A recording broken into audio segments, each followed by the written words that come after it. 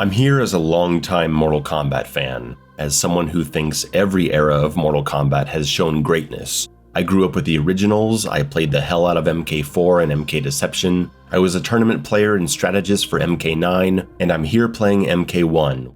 A big part of me wants to say Mortal Kombat 1 is a great game, but another part of me isn't comfortable saying that. On a gameplay level, it's great. But outside the gameplay, which does have its own issues, there's a lot about this experience working against it. I did play the story mode, as I was genuinely interested in a series reboot and a reimagination of the characters. Shao Kahn is now just a general under Queen Sindel. Baraka and the Tarkatans are not a race, rather a people ravaged by disease. Raiden and Kung Lao are young friends plowing the fields together. Shang Tsung is a snake oil salesman. It pulled me in, and I honestly really liked it for about 3/4. And then the whole thing eventually became a giant clusterfuck of alternate timeline multiverse ridiculousness. Now look, I'm all for some schlock in my Mortal Kombat, but without going into spoilers, the ending of Mortal Kombat 1 crosses the line so far that it's now just a parody, impossible to actually care about. So I'm gonna go back to not caring at all, which I haven't since the ending of MKX. It's really sad to see such a promising new direction for the series stumble so badly in the final chapters.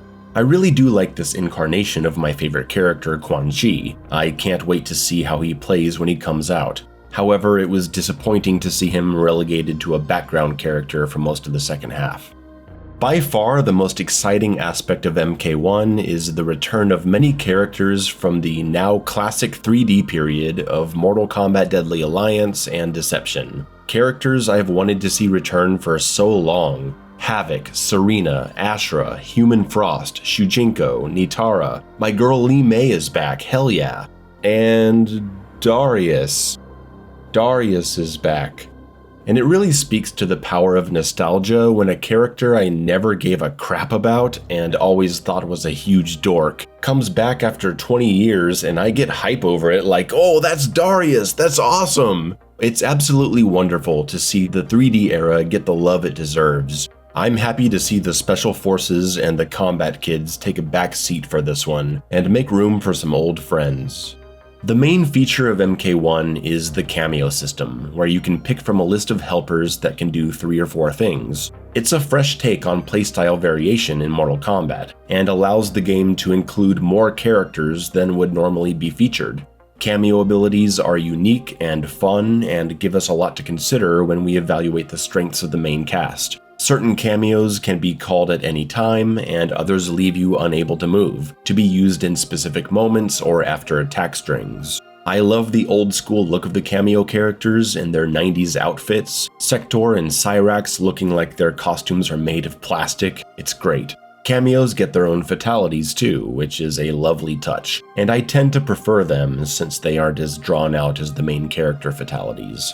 I like that both you and your cameo pose for the win, because cameos don't just feel like a helper, they feel like a teammate. They come out for your forward grab, they come out for your breaker, they come out for fatal blow. I like seeing them at my side at the end of a match. The main roster plays great, with a mix of old fighting styles and new. Some characters like Liu Kang and Sub-Zero play in a very classic manner. Others have seen large reinventions. My character, Reiko, who's been gone for decades outside of story moments in comic books, has been turned into a hybrid zoner grappler where the only things I recognize about him from his old MK4 incarnation is his makeup and his shurikens. He plays very differently. And one thing I'm really coming to appreciate is how characters sometimes follow their own rules. Like, armored specials don't launch for combo, except Kung Lao has an armored attack with a Goro cameo pairing that can launch for combo, and it's safe on block. Attacks that are -7 on block are basically safe from being punished, except Li Mei has a reversal flip kick that can punish. Nitara has crazy types of air mobility that no other character has. And with the way cameos add to the mix, there's a lot that makes the gameplay interesting.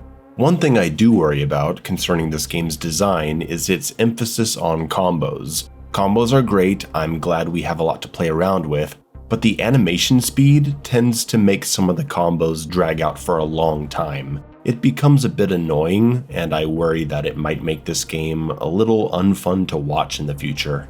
There are, of course, balance issues, some questionable damage amounts, and unblockable setups, nothing that can't be examined and adjusted as the game goes on. That's how fighting games are, they need time to breathe before they settle, and NRS games are certainly no exception, if you know what I mean. And it's been yet to see how much they're paying attention. I mean, they were okay with the Switch version launching in a disastrous state, so that might say everything right there. But balance issues aside, gameplay mechanics are solid. MK11's regenerating offense-defense meter has been canned, going back to the classic 3-bar special meter. MK11's breakaway system is gone, back to classic combo breakers. The universal wake-up system is gone, back to special attacks as wake-ups with one armored special.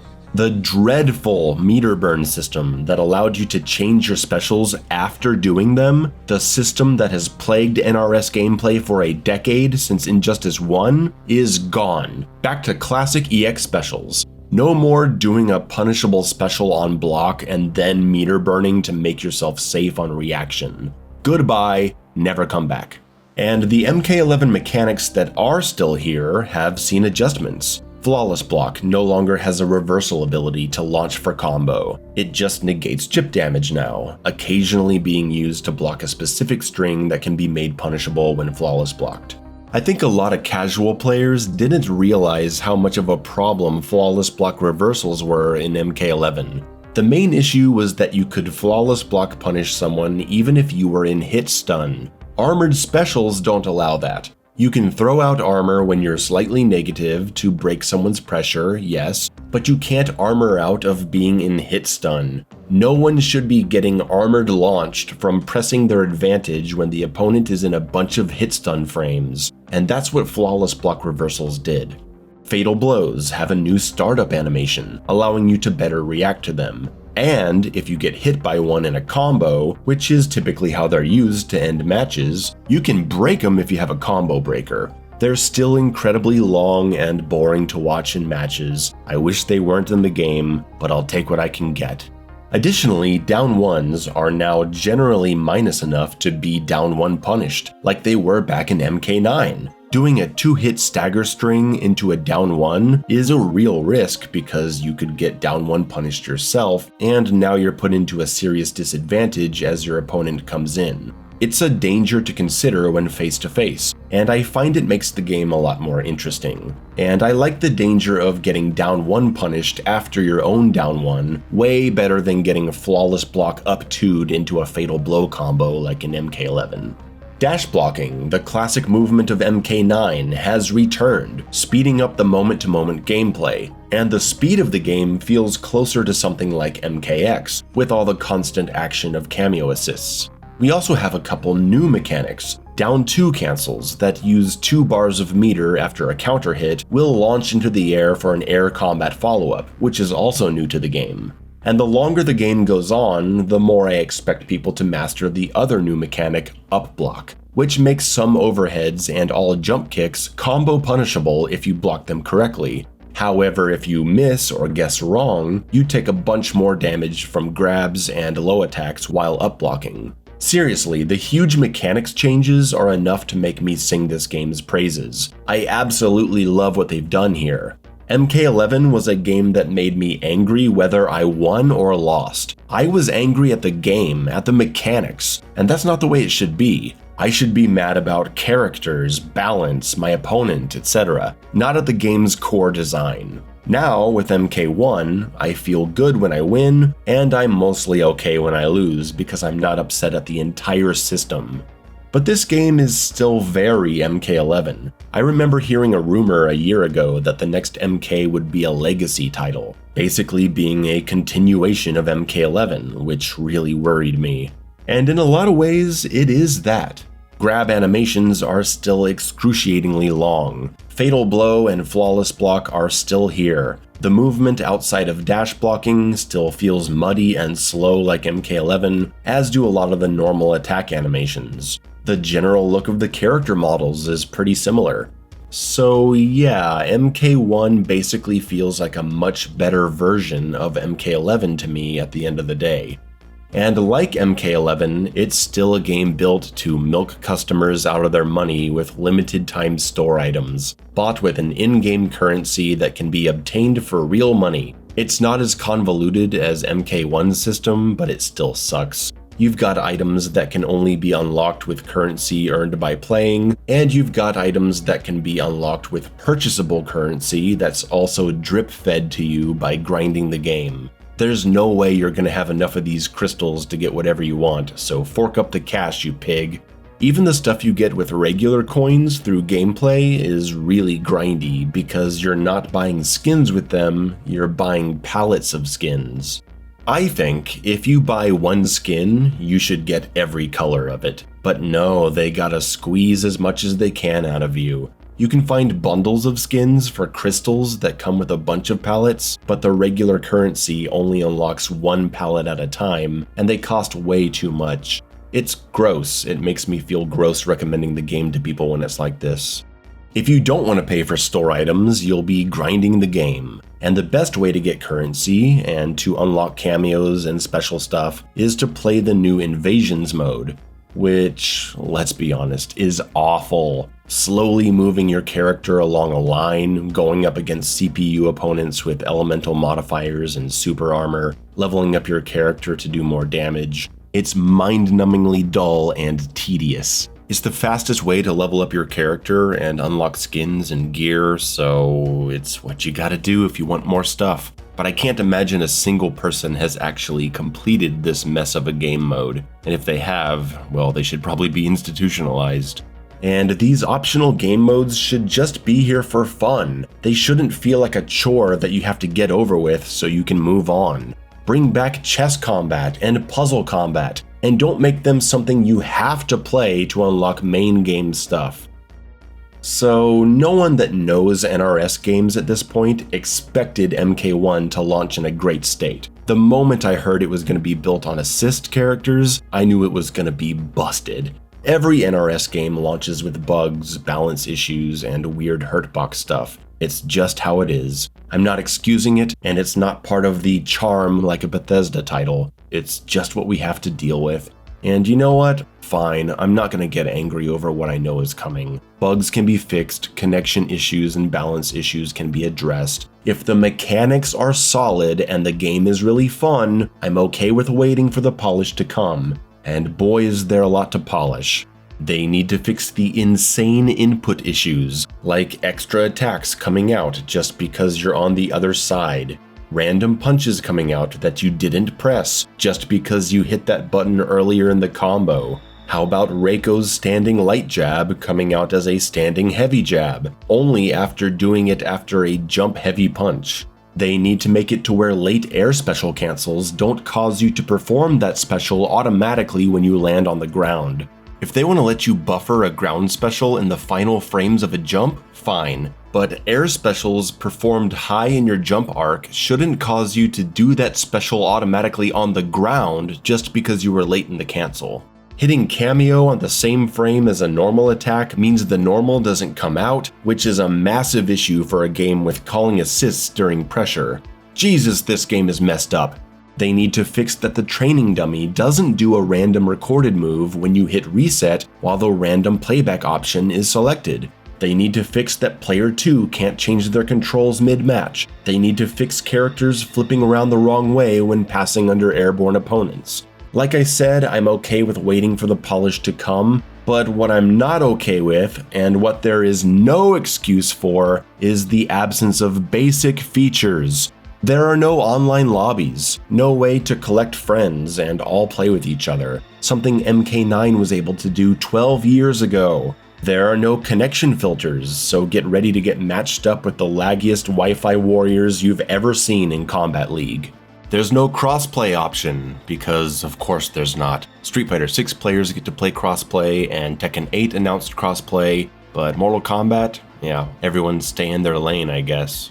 There are no controller profiles. If you're playing locally with friends and you pass the controller to someone, they have to go in and set up all their buttons and settings. and then when they pass it back, you gotta do it all over again. Every time, forever.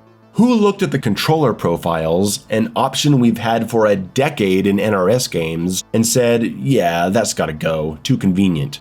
And you know what else has to go apparently? The option to pin moves to the screen in practice mode. You know, so you can see all the stuff you want to practice without going back to the menu over and over. This has been an established feature of NRS practice modes since Injustice in 2013. It has never not been in the game.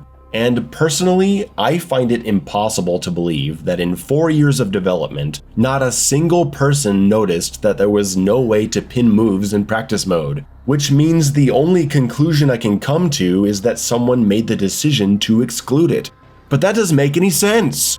Now, I'm not here to bitch about every solid feature from previous games that's not in Mortal Kombat 1. The games emphasize different things, so I think complaining about how MK11 lets you pick lots of moves and now you can't, and saying that's a downgrade, is stupid. They're different kinds of games. I also don't personally care about having a fewer amount of gear options. If you do, fine, I'm not that upset about not being able to put nipple rings on Havoc or whatever.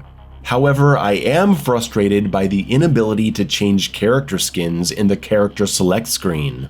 MK11 had the custom profiles for your variations, so you would always have them set with your preferred skins. But in MK1, if you ever want to change skins, you have to exit character select, go to customize, and manually put the skin on because there are no loadouts, and then wait for your partner to do the same and then go back in. And if you ever want to use another skin, you gotta go through the whole process again. And it's such an interruption. It doesn't make any sense to do it this way. The character select screen itself is agonizingly slow as well. MK9. MKX.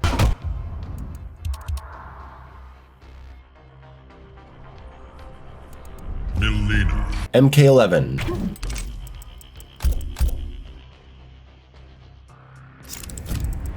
MK1.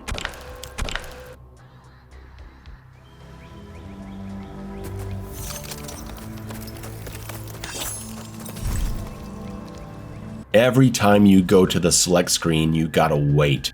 We should be able to hit a button to skip the walk-in animation and get straight to picking our character.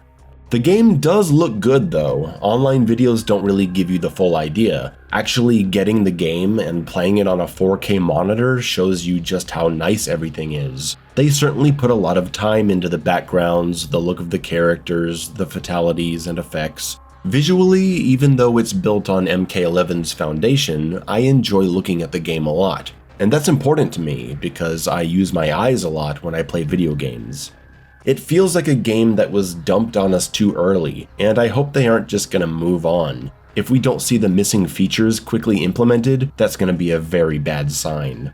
Currently, as I record this script, my aspirations of playing online regularly and preparing for tournaments have been dashed because the PC port sucks. Not only have they inexplicably limited the menus, fatalities, and fatal blows to 30 FPS, causing constant visual stress as the game switches back and forth between 60 and 30, but I am one of the unfortunate souls to have a game that stutters every few seconds, completely jumping frames. It wasn't like this for the first week, and then an update came out that wrecked it. I've tried everything you can imagine to fix it, and I just can't play the game like this. So I'm not playing outside of training sessions with my local friends, which have been a blast. I know a fix will come eventually, but it's just another thing on top of everything else hurting the experience right now.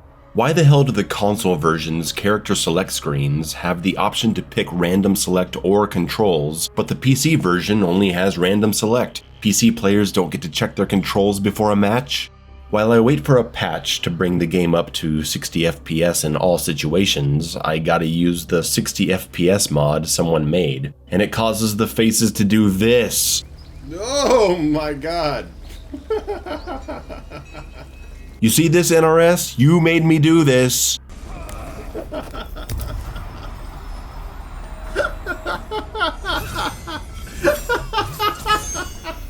So is Mortal Kombat 1 a good video game? Ugh, man, I don't know. I think it is a good video game, but it's not a good product. Do you know what I mean? There's a lot of fun to be had in it, but as a consumer product, no, it's not very good. Key features are missing, the online experience isn't good, and the microtransaction store isn't consumer friendly. It's sad to say, but it's how I feel. I still have hope for MK1, maybe that's foolish. I need to see something happen soon to help me recapture my hype, or else I'm just gonna move on. No more guides, no more hype, and I don't want that to happen. I'm gonna leave this review here. If the PC version improves, I'll keep playing. I hope you've enjoyed the video. Like and subscribe, that helps me out on the channel. Leave a comment. Bye.